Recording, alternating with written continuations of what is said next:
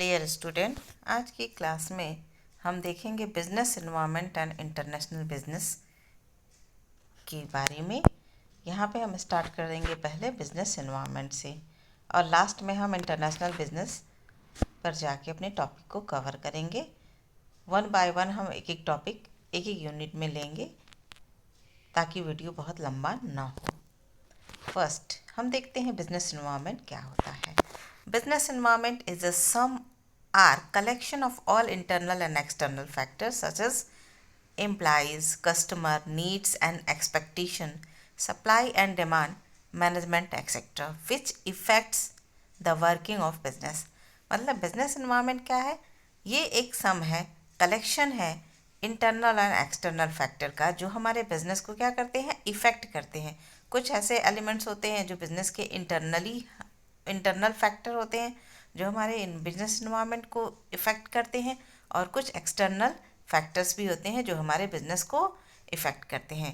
जैसे अब such as ये इंटरनल में आपके एम्प्लॉयज़ हो गए, कस्टमर हो गए, ये क्या होते हैं? ये आपके बिजनेस एनवायरनमेंट के इंटरनल फैक्टर होते हैं जिनकी नीड्स एंड एक्सपेक्टेशन आपको बिजनेस को अफेक्टेड करती है। दूसरा हो गया supply and demand management etcetera effect the working of the business. और एक्सटर्नल सप्लाई या डिमांड मैनेजमेंट, ये सारी चीज़ें हमारी एक्सटर्नल फैक्टर में आती हैं। तो बिजनेस एनवायरनमेंट क्या है? बिजनेस एनवायरनमेंट एक सम है इंटरनल एंड एक्सटर्नल फैक्टर का जो हमारे बिजनेस को पे इम्पैक्ट डालता है, पॉजिटिव एंड नेगेटिव दोनों तरह के इम्पैक्ट डालता है बिजनेस एनवायरनमेंट के ऊपर। नेक्स्ट हम देखते हैं nature of business environment. Business environment का नेचर क्या है? नेचर पहला है स्पेसिफिक एंड जनरल फोर्सेस। इसमें स्पेसिफिक एंड जनरल दोनों फोर्सेस काम करते हैं। Specific forces like customer and employee का जो फोर्सेस होता है, जो उनका दबाव होता है, उसे हम बोलते हैं specific forces. And where the general forces change in policy regulation of government. और जनरल फोर्सेस अगर हमारी गवर्नमेंट की कोई पॉलिसी है उसमें चेंज हो जा रहा है या गवर्नमेंट की रूल रेगुलेशन में कोई चेंजिंग हो जाती है तो वो हमारे बिजनेस को के जनरल फोर्सेस कहे जाते हैं। यानी स्पेसिफिक फोर्सेस में कस्टमर एंड एम्प्लॉय आते हैं एंड जनरल फोर्सेस में हमारा policy on regulation of government आता है। दूसरा हम पॉइंट देखेंगे business nature of business environment का। ये डायनेमिक होता है। डायनेमिक यानी टाइम टू टाइम जो चेंज हो, डायनेमिक नेचर यानी डायनेमिक नेचर यानी एक पैरेलल न चल रहा हो जिसके नेचर में बार बार चेंजिंग आ रही हो, डायनेमिक है, तो उस को हम बोलते हैं dynamic nature of business environment. Business environment का थर्ड पॉइंट है अनसर्टेन। बिजनेस एनवायरनमेंट क्या होता है? सर्टेन नहीं होता, वो अनसर्टेन होता है, सर्टेनिटी इसमें कम होती है। नेक्स्ट है रिलेटिव इन्फ्लुएंस।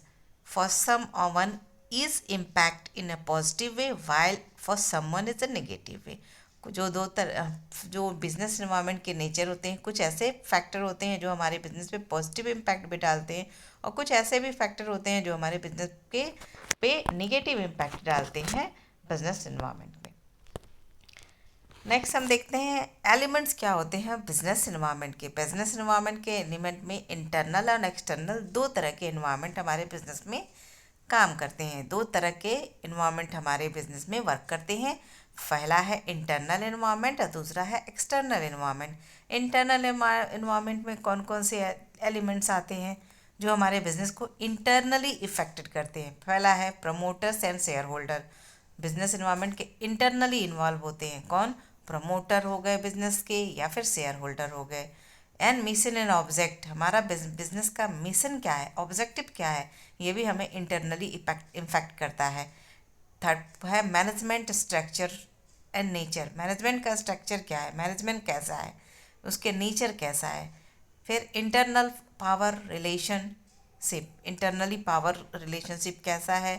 को image, brand equality, physical assets, facility and technological capabilities, ये सारी चीज़ें क्या है हमारी इंटरनली इन्वॉल्व होती हैं, इसे हम इसलिए इंटरनल एनवायरनमेंट कहते हैं। नेक्स्ट है ह्यूमन रिसोर्सेज, मार्केटिंग कैपेबिलिटीज़, ये सारी क्या है इंटरनल हमारा इन्वायरमेंट है हमारे बिजनेस का। और अब एक्सटर्नल में माइक्रो एंड मैक्रो दो कैटेगरी में डिवाइड किया गया है एक्सटर्नल एनवायरनमेंट को। माइक्रो में कस्टमर आ गए, सप्लायर्स आ गए, कंपटीटर्स आ गए, पब्लिक आई, फाइनेंसर एंड मार्केटिंग इंटरमीडिएटरीज। ये सारी जो आती हैं वो माइक्रो और बिजनेस इन्वायरमेंट में आते हैं। एंड मैक्रो जिसमें जनरल रिमोट भी इसे कहते हैं, या फिर आप मैक्रो कहिए या फिर जनरल रिमोट इन्वायरमेंट कहिए। इसमें आते हैं economic factor, social cultural factor, demographic factor, political government factor and natural forces, technological factors. तो मैक्रो में आते। अब हम वन बाय वन देखेंगे इसको डिटेल में। देखिए, internal environment is a component of a business environment which is composed of various elements present inside the organization that can be affected with the choice, activity and decision of the organization। जो internal environment होता है वो हमारे business को internally affected करते हैं। For example, जैसे business की एक्टिविटीज़ क्या है, डिसीज़न हम क्या ले रहे हैं, ये सारा इंटरनल एनवायरनमेंट के बेस के में आता है। ये प्रेजेंट इनसाइड ऑर्गेनाइजेशन, ये हमारे ऑर्गेनाइजेशन में ही प्रेजेंट होता है। एक्सटर्नल फैक्टर में पहला है माइक्रो इन्वायरमेंट एंड दूसरा है मैक्रो इन्वायरमेंट। तो हम पहले देखते हैं माइक्रो इन्वायरमेंट क्या होता है। Micro external forces have an important effect on business operation of a firm. These forces are near to the organization as compared to the macro forces. दो तरह के forces काम करते हैं, मैक्रो एंड माइक्रो। तो क्या होता है, माइक्रो इन्वायरमेंट हमारे बिजनेस इन्वायरमेंट में सबसे पास में होता है comparison than macro forces. These environment include suppliers, customer and public. Micro में हमने क्या देखा, ये जो हमारे सबसे नियरेस्ट हमारे कौन होते हैं, सप्लायर्स होते हैं, कस्टमर होते हैं, पब्लिक। तो इनको कहा गया है माइक्रो इन्वायरमेंट। नेक्स्ट है external macro environment. The external macro environment determines the opportunity of a firm to exploit for promoting its business and also present threats to it in the senses that it can put restriction on the expansion of the business activity. The macro environment has thus both positive and negative aspect. Business environment में external macro environment में political factor आते हैं। business environment में ये positive और negative दोनों तरह के इम्पैक्ट हमारे बिजनेस पे डालते हैं, जो एक्सटर्नल मैक्रो इन्वायरमेंट होते हैं। Types of internal environment. अब हम देखते हैं कि टाइप्स ऑफ एक्सटर्नल एनवायरनमेंट। अभी हमने पढ़ा ना कि इंटरनल और एक्सटर्नल दो तरह के एनवायरनमेंट हमारे बिजनेस पे काम करते हैं। तो हम अब यहाँ पे देखेंगे types of external environment. Types of external environment, पहला है economic environment. Economic environment include the types of economic system that exist in economy, the nature and structure of economy, the phases of business cycle, and fiscal, monetary and financial policy of government, foreign trade and foreign investment policies of the government। तो क्या हुआ, external environment में कौन कौन सी चीज़ें आ गई। पहले तो हमारी आ गई physical, monetary and financial policy आ गई, फॉरेन ट्रेड आ गया, इन्वेस्टमेंट पॉलिसी आ गई गवर्नमेंट की।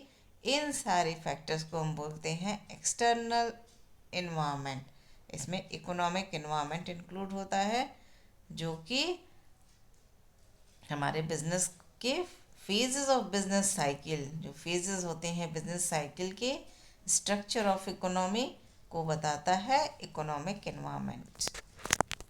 नेक्स्ट है social and cultural environment. Social and cultural environment में language, social norm, religion, ethics, psycho economic, mores, tradition, ये सारी चीज़ें आती हैं सोशल एंड कल्चरल एनवायरनमेंट में, जो हमारे बिजनेस एनवायरनमेंट को इफेक्टेड करती हैं, हमारी social and cultural environment. Next है political and legal environment. Political and legal environment में क्या आता है, सेंटर स्टेट रिलेशन, यानी केंद्र और राज्य के बीच में क्या रिलेशन है। Stability of a political structure, political जो पार्टियां हैं या स्ट्रक्चर है वो स्टेबल है या नहीं स्टेबल है, इस बारे में इसमें जानकारी मिलती है। पॉलिटिकल प्रोसेस क्या है, जो भी पॉलिटिकल चीज़ें हो रही हैं उसका क्या प्रोसेस है, वो किस प्रोसेस के थ्रू हो रही हैं। एंड नेक्स्ट है पॉलिटिकल सिस्टम क्या है, पॉलिटिक का सिस्टम क्या चल रहा है। नेक्स्ट अगला है technological environment. Technology consist of the types of machine and process available for us by a firm and the way of doing things. ये टेक्नोलॉजिकल इन्वायरमेंट में टेक्नोलॉजी को लिया गया है और देखा गया है कि टेक्नोलॉजी कैसे कंसिस्ट करती है, प्रोसेस का क्या है उसका, मशीन्स क्या हैं जो हमारे फॉर्म को वर्क में हेल्प करें। The improvement in the technology rises total factor productivity of a form and reduce unit cost of output. अगर हमारी टेक्नोलॉजिकल इन्वायरमेंट बढ़िया है तो हमारे बिजनेस में इम्प्रूवमेंट होगा, और हमारा जब बिजनेस इम्प्रूव करेगा तो हमारे राइजेस करेंगे क्या, टोटल फैक्टर प्रोडक्टिविटी, हमारा उत्पादन बढ़ेगा, जो प्रोडक्टिविटी है वो हमारी इंक्रीज होगी फर्म की। एंड रिड्यूस टोटल कॉस्ट, जब भी हमारे प्रोडक्टिविटी जो फैक्टर प्रोडक्टिविटी बढ़ता है तो पर यूनिट कॉस्ट क्या होती है, वो रिड्यूस होती है, पर यूनिट कॉस्ट कम आती है। जब भी हम कोई ज़्यादा उत्पादन जब करते हैं तो हमारी पर यूनिट कॉस्ट यानी एक प्रोडक्ट वो बनाने में जो कॉस्ट आती है वो काफ़ी कम आती है। नेक्स्ट है demographic environment. Demographic environment include the size and growth of population. Demographic environment में हम क्या देखते हैं कि हमारे यहाँ की जो बिजनेस इन्वायरमेंट में पॉपुलेशन की साइज़ है वो क्या है।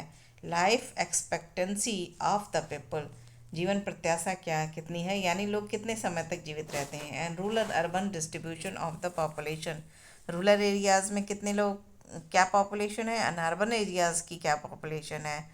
The technological skill and educational level of the labour forces, जो टेक्नोलॉजी है टेक्नोलॉजिकल स्किल क्या है, कितने लोग टेक्नोलॉजी को जानते हैं। एंड एजुकेशनल लेवल, हमारे जो वर्कर्स हैं जो हमारे एम्प्लॉय हैं उनके एजुकेशनल लेवल क्या है, उनका एजुकेशन का लेवल क्या है, यहाँ ये पता चलता है डेमोग्राफिक इन्वायरमेंट में।